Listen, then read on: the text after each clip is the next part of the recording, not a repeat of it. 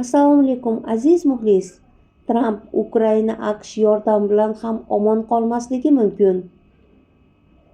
Donald Tramp Zelenskiyni aqlli, dangal yigit deb atadi, biroq uni Vashington ko'rsatgan yordamlar uchun minnatdor deb hisoblamasligini ta'kidlab o'tdi.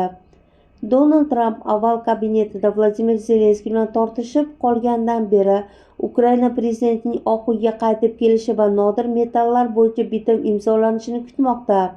Trampning so'zlariga ko'ra, Ukraina prezidenti tomonidan Vashington ko'rsatgan yordam uchun minnatdorchilikni his qilmayapti.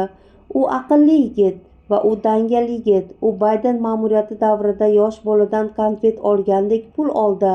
Xuddi shunday munosabatda bu juda oson edi. Uni minnatdor deb o'ylayman, deb dedi Tramp. Boshlovchisi Trampga agar yordam berishni to'xtatsangiz, Ukrainaning omon qola olmasligi sizni qoniqtiradimi degan savol berdi.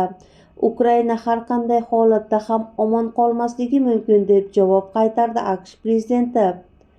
Jurnalist ayrim kuzatuvchilar Rossiya Ukraina urushida AQSh prezidenti Moskvani qo'llab-quvvatlayotganini aytganida Tramp quyidagicha javob qaytardi.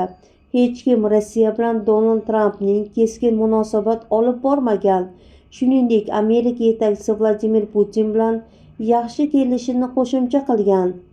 Nodir metallar to'g'risidagi bitim 28-fevral kuni imzolanishi kerak edi, ammo Zelenskiyning Vashingtonga tashrif vaqtida Tramp va vitse-prezident J.D.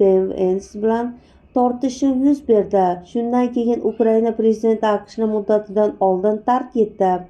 Bir necha kundan keyin Tramp Ukraina bilan nodir metallar bo'yicha bitim o'lmagani, ammo Vladimir Zelenskiy Amerika Ukrainaga bergan barcha narsaga minnatdor bo'lish kerakligi haqida gapirib o'tdi.